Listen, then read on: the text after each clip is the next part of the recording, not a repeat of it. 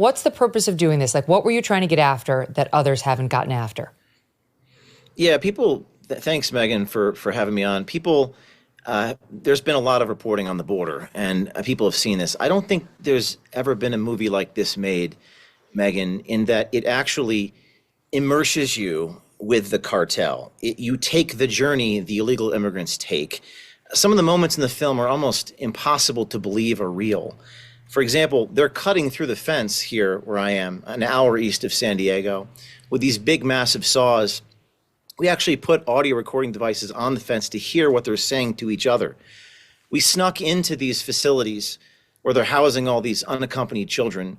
We went undercover into these New York City facilities where they're giving out fake residencies. So it's sort of this cinema verite, very, very raw, almost brutally raw picture of what's happening, and you get to sort of be immersed in it with me. So we follow the journey of these people from their origin to their final destination. And what we discovered was so shocking. I mean, almost in the sense that everyone's making money off of this.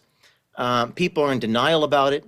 And I wanted to make a film that showed and that shocked people into being awake about what is happening in this country.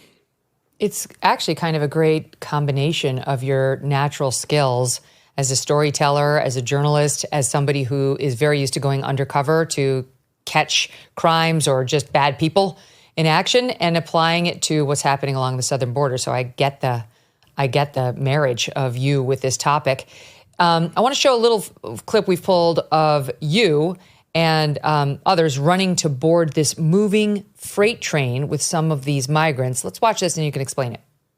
The Faramex train conductor signaled to the immigrants not to take this train, but the next one. This is a good one. This is a good one? This is the best one to travel. Oh, is that it down there? We gotta run, let's go. ¿Qué pasó? There's children running. That's us. I think that's the train right in front of us. Next one down. Next one down. It's chaos happening on the outside of the freight train. Go.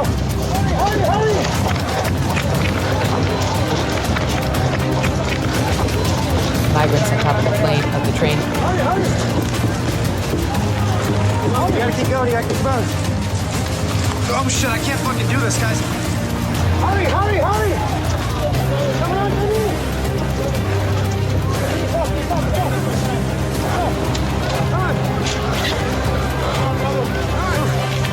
Trying to get on the train. You got this, brother. Come on. Yeah, Logan, you got this, brother. It's all right, man. Oh, we're here. What is this? It's coal. Coal pellets. Were you trying to board a moving train there with the migrants?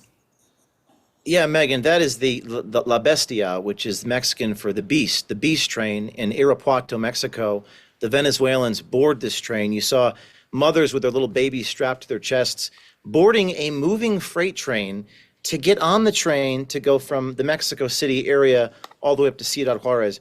I actually climbed aboard that train, and one of my colleagues was kidnapped by the cartel. I was detained by the Mexican army there in an unbelievable scene. You just saw a little clip of it, because I wanted to show what these people have to go through. And people say, well, this is a humanitarian thing. Let me tell you, it's not a humanitarian thing.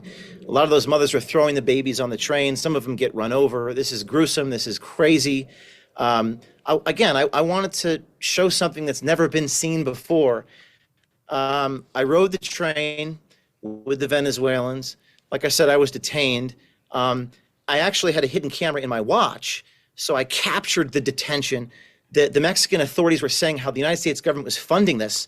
I mean, this is just insane. And while it is true that everyone knows the border is broken, I think, Megyn, sometimes people just need to see. The truth is like a lion, as St. Augustine said. You just got to see it to understand it. And we have to know the nature of the crisis. And by the way, a lot of these people are very nice people. One of the things that struck me being with the Venezuelans on that train ride, and I was scared for my life, I was terrified alongside of them. Many of them are just trying to get a better life. Some of them are probably bringing drugs into the country, but a lot of them just want to get here, and it's not necessarily their fault.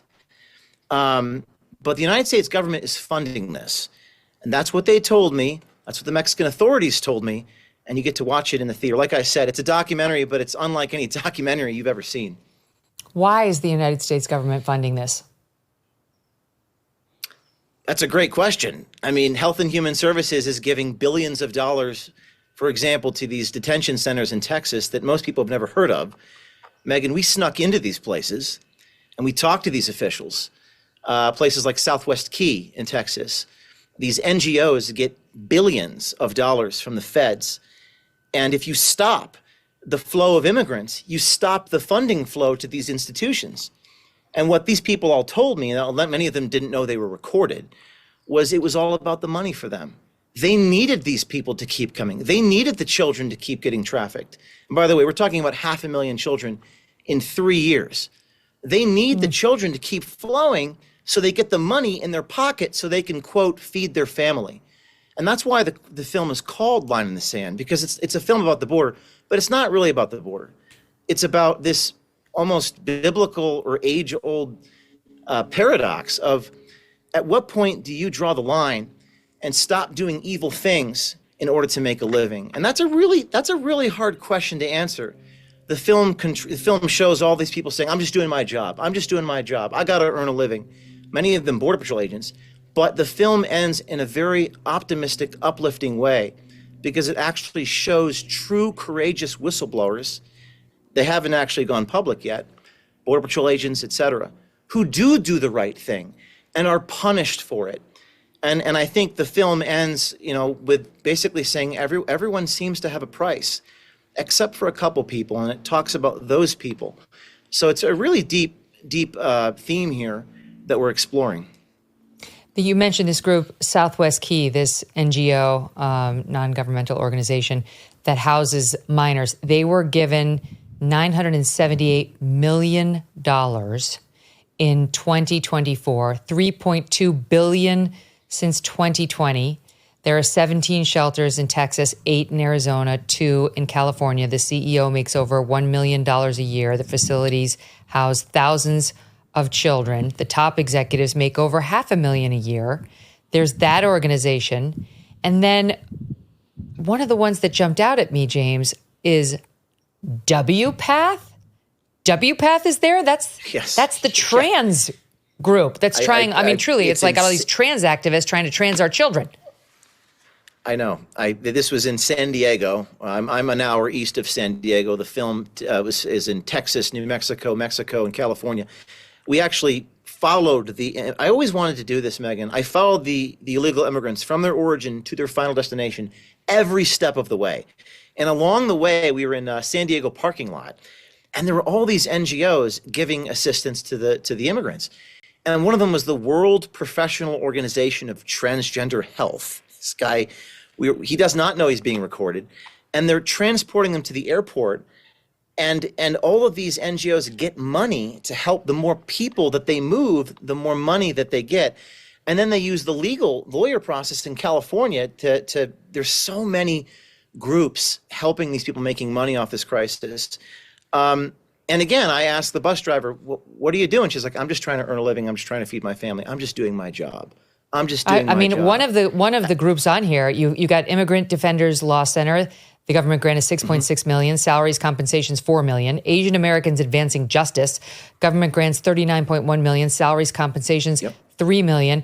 And I'm sorry to see on here Catholic Charities, government grants for $42.8 million, salaries, compensations $22.5 million. That is the kind of thing that makes you not want to put the money in the basket at the weekly mass. That's a big theme in the film is the churches are in on this. And by the way, Megyn, a lot of people told me not to touch that. I had people, sure. You're a journalist. I'm sure you get this off the record. James, you don't want to upset the Christians now. Listen, I'm just telling you the facts. I had a whistleblower inside Catholic Charities give me internal documents that are in this film, never before seen. I had Zoom calls in this film. These are things that no one's ever seen before, like taken from the boardrooms of the Catholic Church, where they're saying things like, yeah, we're no longer Catholic. I mean, you can't, you can't make it up. Wow. It's crazier than if I brought this stuff to Netflix, they would laugh at me. You think that I'm hiring actors to say these things. I'm not. These are actual boardroom meetings in the Catholic Church where they're saying we've lost our way, we're no longer Catholic. They get money from the Department of Well, it's kind of true Homeland about the current Security. pope. I don't think it's true about most Catholics, but we got questions about the current pope, who's very pro-immigration and is pretty tolerant of some other social issues that we haven't seen in some weird ways. But anyway, they're not alone. There's so many groups here, James, who work to make money off the system, and it starts to make sense. Like, why does this problem continue to fester and grow? So when the migrants, they get on the train, and what happens next? Because how do the cartels come into it? If they're on the train, does the train just drop them off in San Diego and they're good to go? Or where do the cartels come in? Yeah, that's what the film, that's exactly what I wanted to show for the audience. And I don't think anyone's ever seen this before. There have been a couple YouTubers that have shown some things. The Venezuelans, they come from around the world to the city of Irapuato to climb aboard this train they call the Beast Train. Actually, the train that I was on was the Bolachero train, which is like the Beast, little iron balls you lay on top of the freight train. And I was told when I got to Irapuato by locals to say, you should not be doing this. They're going to ransom you for $100,000 or whatever. And I knew there was a possibility that I could get kidnapped like my colleague. My colleague was kidnapped, Megyn, and they destroyed his equipment, and then they let him go. Maybe they didn't want to kill an American. So when I was detained by the Mexican authorities, there was a possibility that I would be ransomed. But thank God, I was very fortunate. I recorded that entire encounter. It's in the film. It's extraordinary.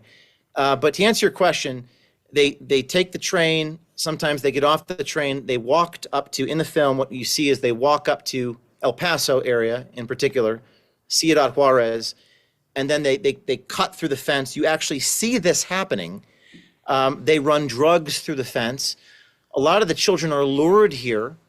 You also see that. These are very hard images to see, and it's very difficult to show it, but we show a little bit of it. Some of the children are drugged. We show that. We actually see in the movie drugged children, and you see their faces. You can see things have happened to them.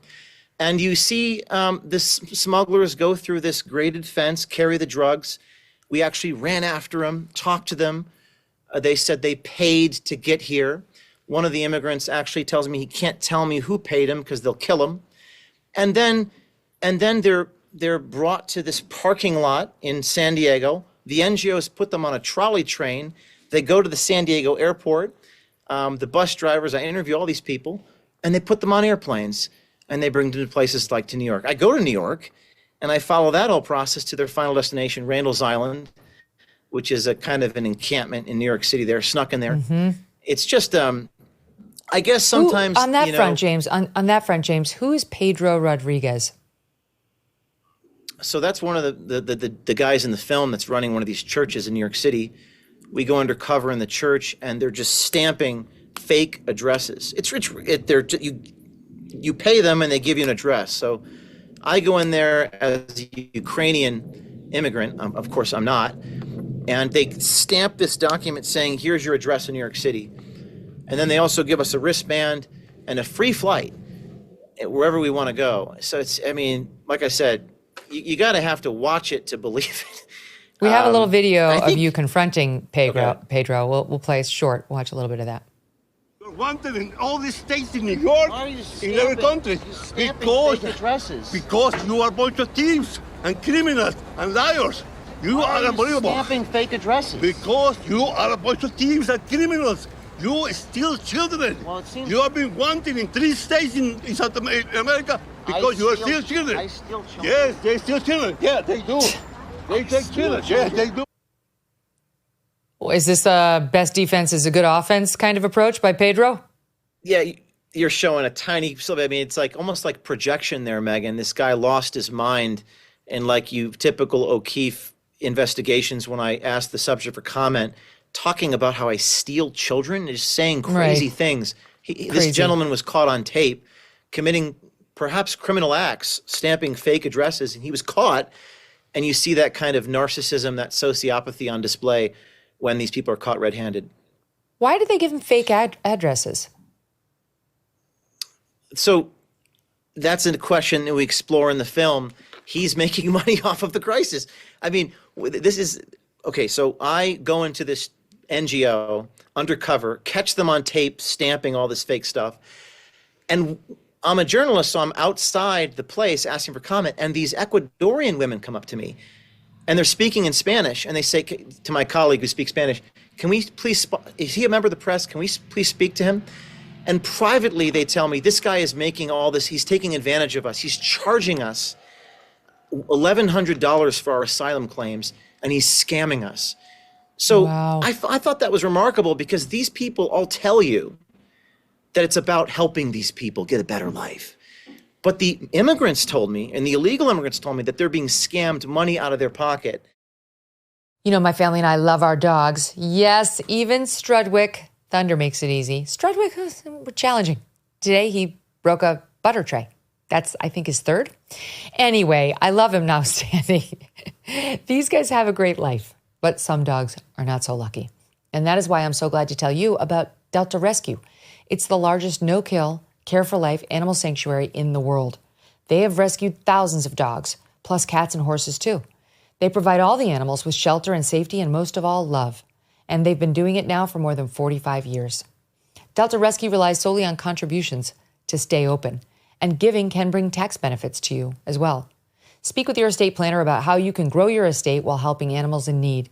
And check out the estate planning tab on their website to learn more. We love our Thunder and Strudwick, but would love for other dogs who need love in their lives and a home to find them. Visit deltarescue.org today to learn more. That's deltarescue.org. Thanks so much for watching. If you like what you just saw, hit the subscribe button for more clips and full episodes.